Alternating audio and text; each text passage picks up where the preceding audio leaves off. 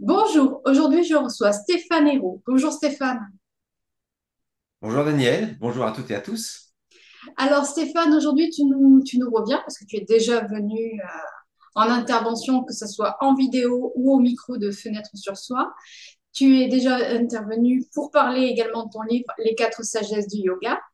Mais aujourd'hui tu viens nous parler ou tu viens nous apporter ce qu'on appelle des contes de sagesse. Déjà, qu'est-ce que c'est des contes de sagesse et qu'est-ce que qu'est-ce que tu aurais dans ta besace pour ceux qui nous regardent? J'aime bien l'idée de besace.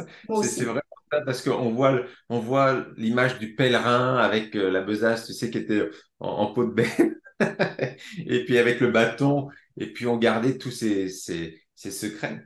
Alors, le conte fait toujours partie des traditions ancestrales. Depuis la nuit des temps, le conte a toujours été un moyen pour véhiculer une sagesse.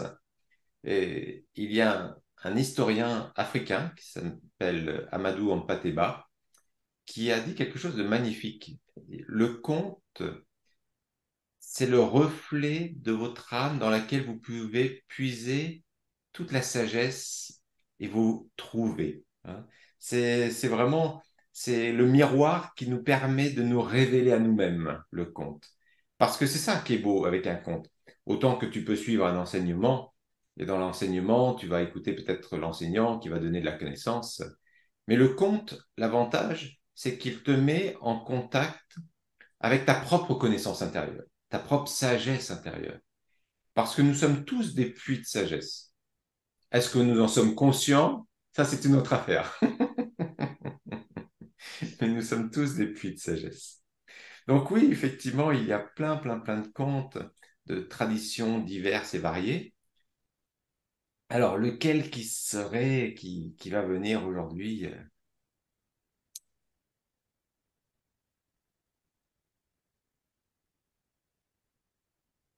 C'est un conte, c'est une histoire avec Bouddha, d'accord? C'est le jeune homme qui désire devenir le disciple de Bouddha.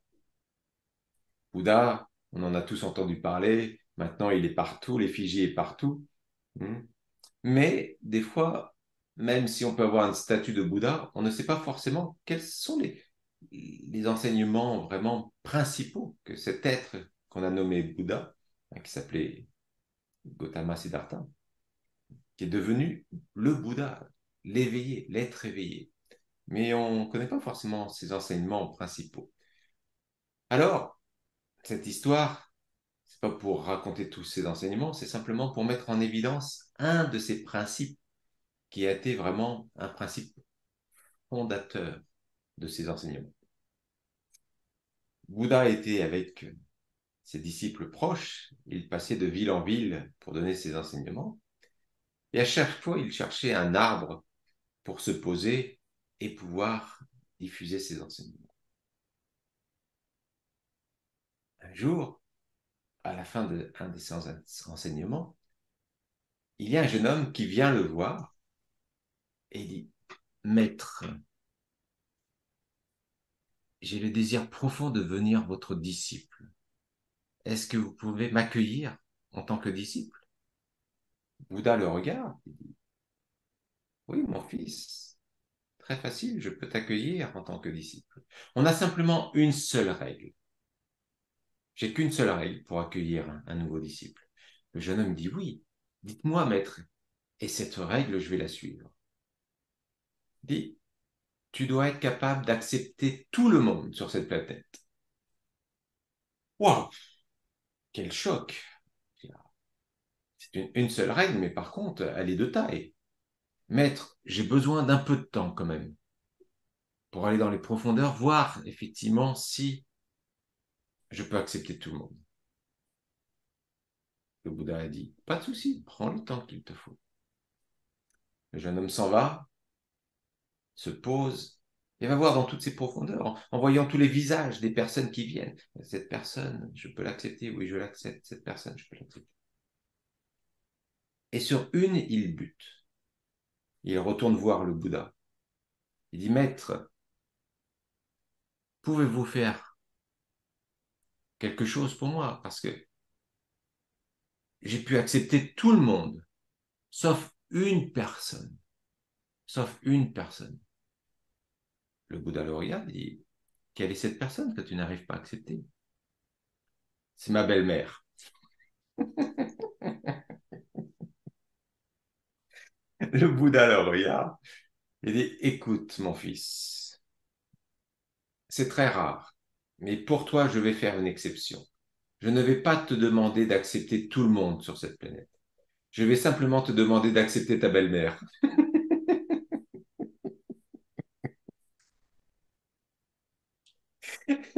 C'était la règle d'exception du Bouddha. C'est du conte humoristique de sagesse, on va dire, en Oui, décalage. oui, exactement. Et c'est important. C'est Oui, important. oui, parce que c'est toujours sur la personne que l'on va buter le plus où c'est nécessaire de pouvoir s'aligner à cette énergie. Est-ce que dans ta besace, tu aurais un autre conte de sagesse? Oh là! Oula, ouais, j'abuse. Dis-moi. Écoute, comme on est avec Bouddha, on va rester avec Bouddha. Aujourd'hui, c'est Bouddha qui est présent. Aujourd'hui, c'est Bouddha. C'est quand le Bouddha atteint la réalisation, l'illumination, sur tous les plans célestes, tout le monde était heureux. Les anges, les archanges, les plans célestes, les Bouddhas passés, du passé, ils étaient tous heureux. Parce que ça faisait des milliers d'années qu'ils attendaient ça sur la planète Terre. Et donc, ils se disent, enfin, il y en a un qui a atteint cette réalisation, il va pouvoir le partager, il va pouvoir dire ce que c'est, comment peut-être amener les autres à vivre ça. Et la planète va s'éveiller. Et donc, il regarde Bouddha, des plans célestes, d'une vue de haut. Et au moment où il le regarde, Bouddha reste en silence. Il a atteint l'éveil et il va rester en silence des jours, des semaines et des mois. Que se passe-t-il? Après tous ces milliers d'années, on attendait la personne qui allait atteindre l'éveil. Il arrive, il se tait. Que se passe-t-il? Donc, il y a une réunion de tous les plans célestes qui se réunissent. Et puis, ils vont envoyer un missionnaire en disant, mais dites-lui d'enseigner. Ils vont voir Bouddha. Donc, il y a l'être céleste qui arrive et dit, grand être éveillé. On attendait ça depuis des milliers d'années sur cette planète, mais tu restes en silence. C'est important que tu donnes l'enseignement. Et le Bouddha répond simplement, ceux qui savent n'ont pas besoin de mes mots, et ceux qui ne savent pas, de toute façon, ce ne seront pas avec mes mots qui pourront le découvrir. Alors là, l'être céleste, il est étonné par l'intelligence de cet être éveillé qui vient de répondre avec tellement de justesse. Il repart, il donne la réponse au comité, à la congrégation des êtres célestes. Et il dit, ben voilà, voilà ce qu'il m'a répondu. Et il dit, waouh, on est tombé sur un futé là. Il y en a un qui dit, je vais quand même aller le voir. Il descend, il retourne, il dit, grand être éveillé, on a bien entendu ta réponse. Mais pour ceux qui sont entre les deux, que faisons-nous? Et là, Bouddha, effectivement, décida pour ces personnes de donner l'enseignement. En effet, pour ces personnes, je donnerai l'enseignement. Donc, tu vois, dans tous ces enseignements, c'est intéressant parce que dans la première histoire, on s'aperçoit à quel point la notion d'acceptation est importante. Parce que si tu as pu observer, même dans ta vie, même dans nos vies respectives, tout ce à quoi on résiste dans la vie va persister. Et à chaque fois qu'il y a une non-acceptation, qu'est-ce qui va se passer dans notre esprit? Il va y avoir des tensions. À chaque fois qu'il y a non-acceptation, on crée un univers de tension dans notre esprit, dans notre mental. Notre mental va être agité. Et c'est assez flagrant. Par exemple, tu as une personne que tu connais bien qui a du mal à accepter une autre personne. Hein, vous allez à une soirée et peut-être que cette personne lui a fait quelque chose qui n'était pas très agréable. Et puis, dans la soirée, cette personne qui a fait quelque chose de pas agréable à ton ami, elle va s'amuser. Et puis, L'autre, elle est complètement focalisée sur les faits et gestes de cette personne. Et puis, elle se tourne vers toi, tu vois, mais je ne peux pas me détendre. Regarde, après tout ce qu'il m'a fait, regarde ce qu'il est en train. Il joue comme si rien ne s'était passé. Tu vois, il peut y avoir 200 personnes dans la soirée, il peut y avoir 300 personnes, peu importe le nombre de personnes. Mais le mental, lui, il va se focaliser sur cette personne uniquement. Et ça va empêcher l'autre de vivre l'instant présent tel qu'il est. Parce qu'il y a une règle, tu vois, il y a 3 tendances du mental que lorsqu'on n'y fait pas attention, lorsqu'on a peu d'énergie, ces 3 tendances vont se mettre en action. La première tendance, c'est de 20% négatif, le mental en fait 120%. Et tu peux faire 10 compliments à quelqu'un dans une journée. Il suffit que tu fasses une remarque désobligée à cette personne. Et tu diras, alors comment s'est passée cette journée, Daniel? Ah bah tu sais, c'était sympa, mais quand même, hein, ce qu'il m'a dit, c'était pas très agréable. Alors qu'il y a eu 10 compliments. Ça, c'est vraiment la mémoire s'agrippe au négatif. Ça, c'est une des tendances du mental, lorsqu'on a peu d'énergie. Et regarde comment la société est faite. Regarde comment les newspapers marchent, comment les journaux télévisés marchent. Si tu observes, il y a au moins 80-90% de négativité. Parce qu'ils savent que les gens vont s'agripper là-dessus. Ça va les nourrir. Mais une personne qui a plein de prana, une personne qui atteint un certain état d'éveil, il ne va pas se nourrir de cette négativité. Donc, généralement, ce type de personne va laisser tomber la télé, va laisser tomber les journaux. Il va prendre son ordinateur pour sélectionner quelle information il veut. C'est-à-dire qu'il ne va pas se laisser imposer par des médias extérieurs ce qu'il doit entendre, lire et croire. Donc, c'est important, parce que l'éveil n'est pas simplement une notion d'éveil d'un Bouddha né il y a 500 ans avant le Christ. Non, l'éveil est à chaque instant pour chacun d'entre nous. Chacun d'entre nous est sur un chemin d'éveil. Donc ça, c'est la première tendance du mental, s'agripper au négatif. La deuxième tendance, c'est il va vaciller entre le passé et le futur. Le mental vacille entre le passé et le futur. C'est-à-dire qu'à chaque fois que le mental nous embarque dans le passé, on va vivre certaines émotions. Et généralement, les émotions qui sont associées au passé, ça peut être le remords, la culpabilité, la colère. Tout ça, ce sont des émotions qui sont assujetties au passé.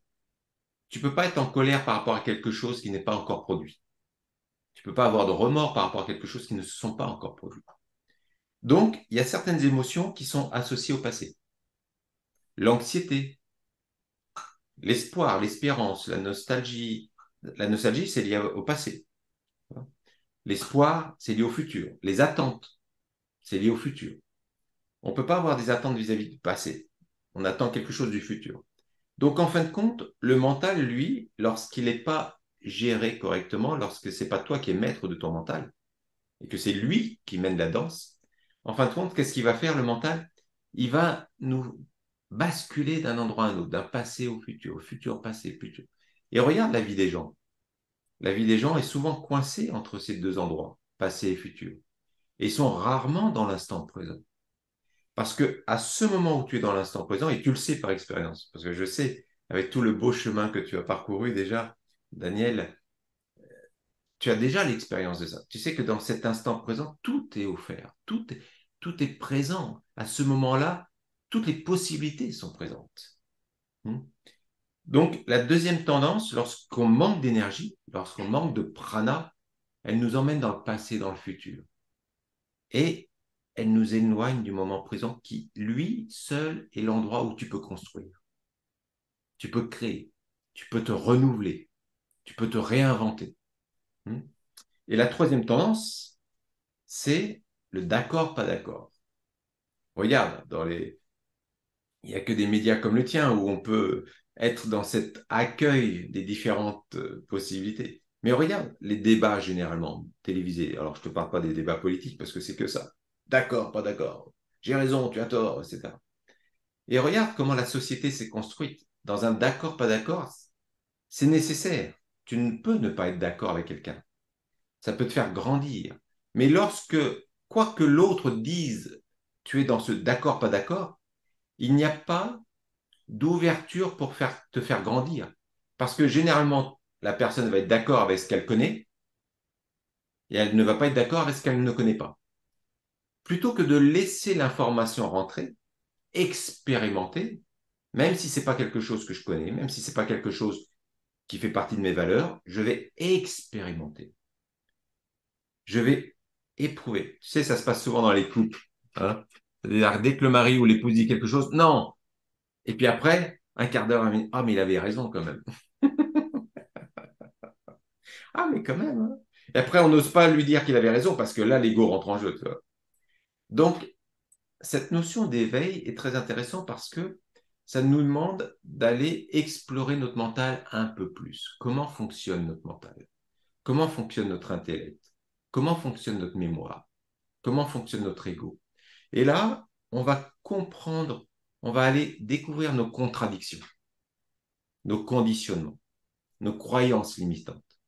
Donc, tant qu'on est là-dedans, notre chemin d'éveil est ralenti. Donc, ces histoires, elles sont belles, ces contes sont magnifiques parce que j'invite les auditeurs, auditrices qui étaient là aujourd'hui présents à nous écouter pour vraiment se dire, tiens, je vais reprendre ne serait-ce que ces 25 minutes de partage aujourd'hui du temps que Daniel et puis Stéphane ont consacré pour simplement aller explorer. Si je prenais une semaine à explorer simplement, en toute simplicité, en toute humilité, je vais explorer ces deux contes de sagesse et je vous invite à les réécouter encore et encore parce qu'il y a tellement de pépites dans ces contes de sagesse qui peuvent nous faire grandir. Quelle est ma capacité d'acceptation aujourd'hui? Pas simplement d'acceptation de l'autre, mais quelle est ma capacité de l'acceptation envers moi-même? Ou est-ce que j'ai beaucoup de jugement, beaucoup d'exigences envers moi-même? Quelle est ma capacité à m'accepter tel que je suis? Dans ma condition physique, dans ma forme physique? Est-ce que je m'aime tel que je suis? Est-ce que je m'accueille tel que je suis? Donc c'est vaste, hein, c'est vaste, c'est vaste. Mais déjà, il y a déjà pas mal de pépites de connaissances là, dans ce qui vient d'être partagé. Mais c'est vraiment le grand avantage des contes de sagesse ou même des contes en règle générale, parce qu'on catalogue en disant de sagesse. Mais si on écoute un petit peu toute cette démarche de contes dans la transmission essentiellement orale en plus, hein, parce que majoritairement les contes sont par cette transmission-là. On peut observer une réelle réflexion sur la condition humaine, mais pas que, parce qu'on va sur le cosmos, on ne reste pas seulement sur la condition humaine. Hmm. Et c'est toujours agréable, tu vois, comme là, d'avoir ce partage. Puis c'est quand même agréable de voir quelqu'un qui raconte le conte, qui compte le conte. Hein. Pour les feignants que nous sommes, ça évite de le lire. Oui, c'est vrai.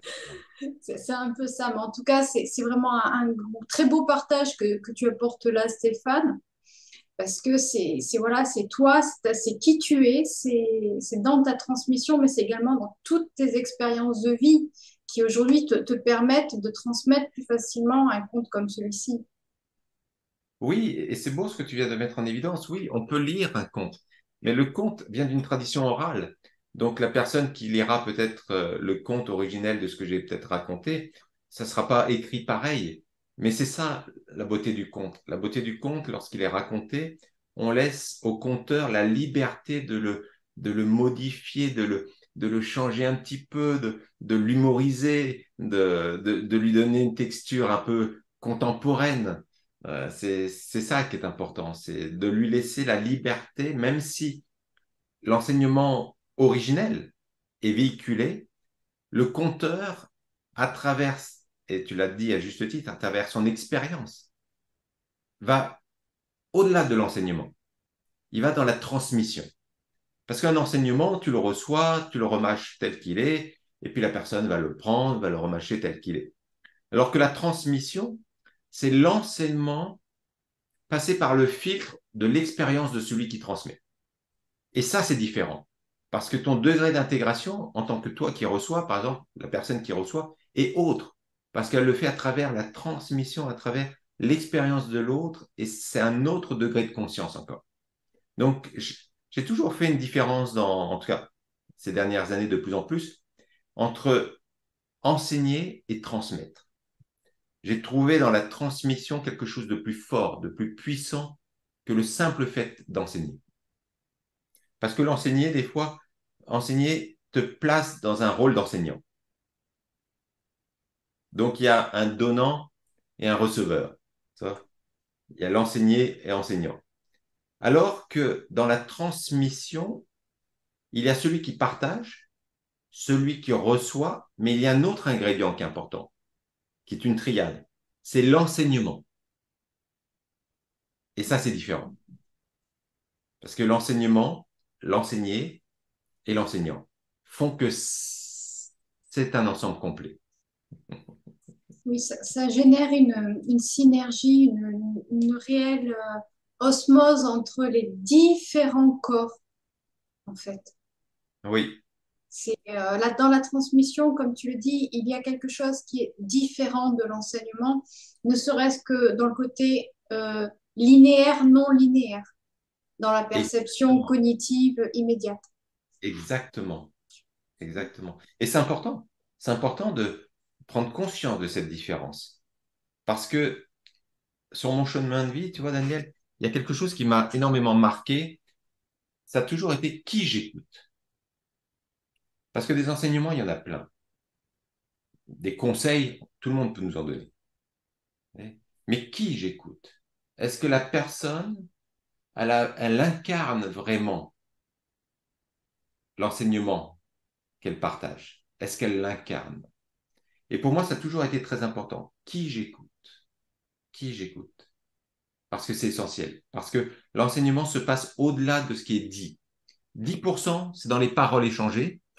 90%, c'est sur le plan énergétique dans lequel on se trouve avec la personne.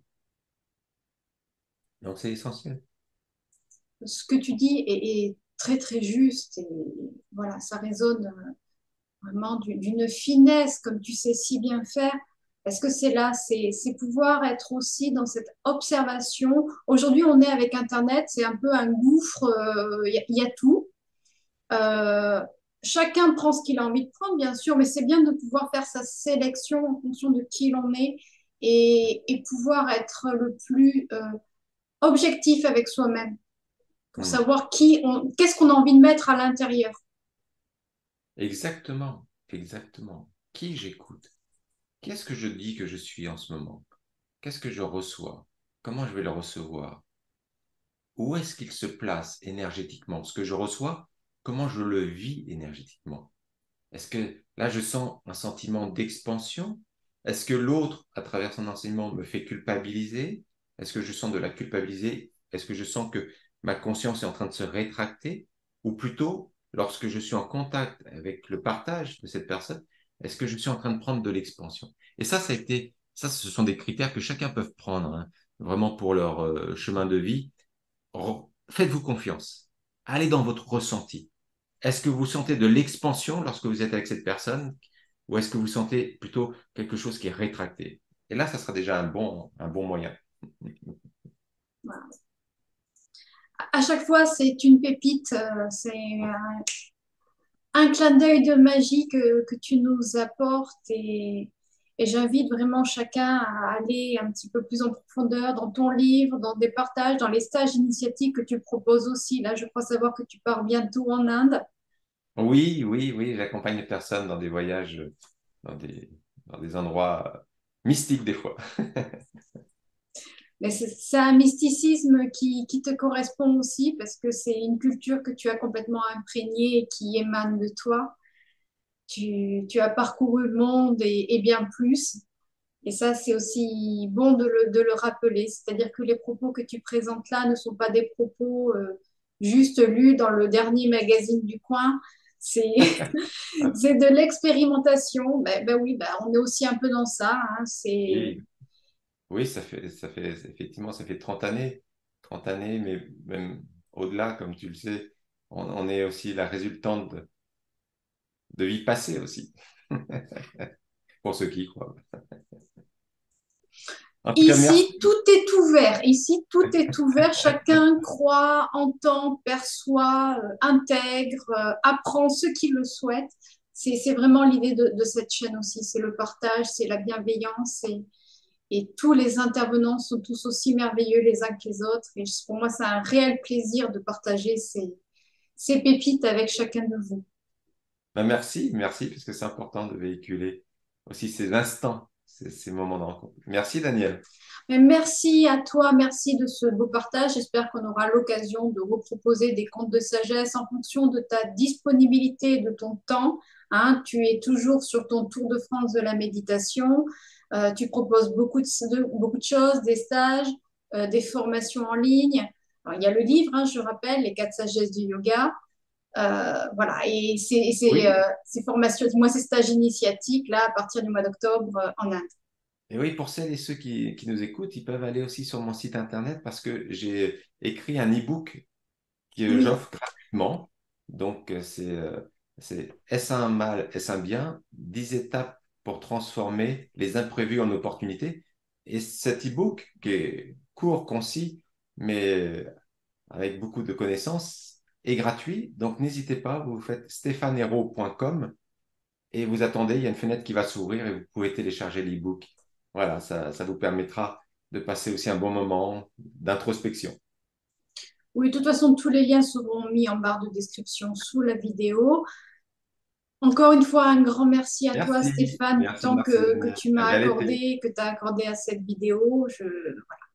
Toujours beaucoup de gratitude et c'est toujours un réel bonheur de partager des moments avec toi. Et peut-être qu'un jour, nous aurons de la chance d'avoir un petit coup de harpe derrière. Ah oui, oui, oui, oui, ça viendra, ça viendra. Ça serait toujours un grand plaisir et tu le sais. Merci infiniment, Merci. vraiment de tout cœur, Stéphane. Au revoir À et à très bientôt. vite. Au revoir.